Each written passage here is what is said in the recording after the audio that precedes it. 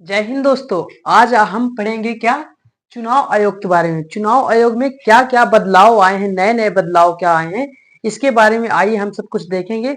7 8 10 point बदलाव किए हैं। जो हमारा पहले का चुनाव था, जो 1950 जब संविधान लागू हुआ, पहले जैसे चुनाव होता था, आज उस तरह का चुनाव नहीं होता। आप सोचेंगे कैसे होता था पहले। पहले क्या, पहले तो मेरा जन्म ही नहीं हुआ था, तो मैं कैसे जानूं। आइए हम उसी के बारे में बात करेंगे। देखते हैं पहले कैसे कैसे चुनाव होता था। और वो चुनाव में क्या है, बहुत धांधलेबाजी होती थी। इसलिए सरकार ने सोची, चुनाव आयोग ने सोचा कि अब कुछ अच्छे नए तरीके से चुनाव कराया जाए, ताकि किसी के मन में शंका न रह जाए।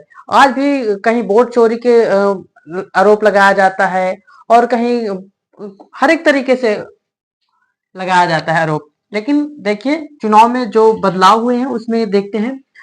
पहले क्या था, 1950 में जब संविधान लागू हुआ उसके बाद तक क्या चला, 30 सालों तक चला हमारा बहुसदस्यीय, मतलब कि पहले चुनाव आयोग, जो आज हमारे वर्तमान में क्या है, ज्ञानेश कुमार है, चुनाव आयुक्त है। पहले क्या था कि पहले भी इसी तरह एक हुआ करते थे, लेकिन अब क्या, ज्ञानेश कुमार के साथ साथ 2 व्यक्ति और हो गए हैं। चुनाव आयोग को संभालने के लिए 2 व्यक्ति और हो गए हैं, ये आप समझिएगा, ठीक है।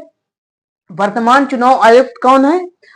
ज्ञानेश कुमार, ठीक है। मैं प्रथम, यदि आपसे पूछूं प्रथम कौन है, तो आप प्रथम हमको कमेंट में जरूर बताइए। चलिए होगा, आगे हम बता देंगे कौन है।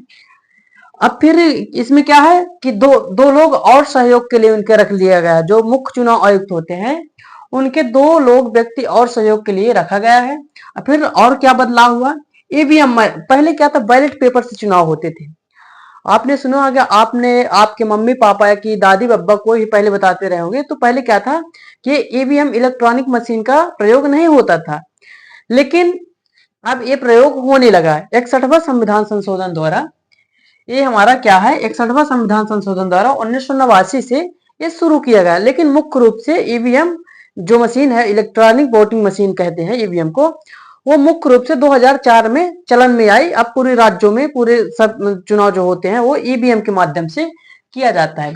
ये क्या है, इसके पहले बैलेट पेपर से चुनाव होते थे, बैलेट पेपर से चुनाव होते थे, लेकिन अब क्या है, ईवीएम। इसमें क्या है कि इसमें फायदा होता है, क्या होता है कि गणना करने में जो चुनाव चिन्ह होता है वो भी स्पष्ट रूप से दिखता है। गणना करने में मतलब टाइम नहीं लगता है, इसमें पैसे की भी बचत होती है। लेकिन इसके चोरी का आरोप ज्यादा लगाया जाता है, और होता भी है, ये चोरी होती भी है, ऐसे भी हम कह सकते हैं। आज फिर तीसरा देखते हैं, मतदाता की आयु में परिवर्तन। 1950 में जब हमारा संविधान बना, तो पहले क्या था कि 30 35 साल तक तो ऐसे चला कि भाई जिसकी जिसकी आयु कितनी वर्ष होगी, 21 साल होगी, वही केवल चुनाव में भाग ले सकता था, मतलब कि वोट डाल सकता था। लेकिन अब क्या कर दिया गया है, 61वां संविधान संशोधन द्वारा 1989 में ही ये 21 साल जो उम्र थी उसको घटा के 18 साल कर दी गई है, ठीक है। अनुच्छेद 326 में इसका उल्लेख किया गया है। अब फिर आगे देखते हैं, फिर और क्या बदलाव आया है हमारे चुनाव आयोग में, क्या किया है। फोटो पहचान पत्र, फोटो पहचान पत्र जो आज आप चुनाव से पहले 10 दिन पहले, 4 दिन पहले, 6 दिन पहले पा जाते हैं। पहचान पत्र जो चुनाव वाला आपके घर में पर्ची आती होगी, वो पहचान पत्र भी अब मिलने लगा है। अब क्या है फिर, अब कुछ नेताओं में भी घपलाबाजी होती थी, लेकिन उनके लिए भी कुछ सुधार करने के लिए लाया गया।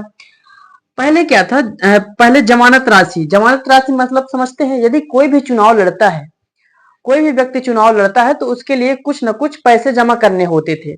लेकिन पहले क्या था, पहले की जमाना देखा जाए तो पहले कम पैसा था, तो भाई कम पैसा जमा होता था। अब पैसा का चलन ज्यादा हो गया, तो अब ज्यादा पैसा जमा करना पड़ता है।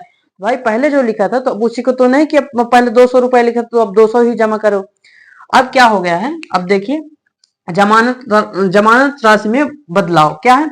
जो एस सी एस टी के लिए क्या है कि उनकी जो 250 रुपए पहले फीस थी, कितनी थी, 250 रुपए। एक किस चुनाव की मैं बात कर रहा हूं, सांसद विधायक, इनके चुनाव की बात कर रहा हूं, ठीक है।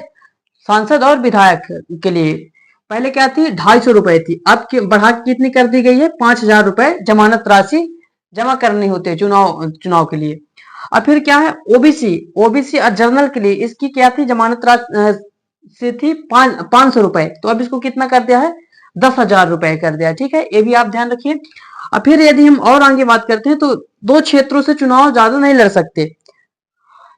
पहले क्या था कि पहले कोई प्रतिबंध नहीं था ऐसा, लेकिन संसद द्वारा एक्ट बनाया गया कि अब कोई भी व्यक्ति दो जगह से ज्यादा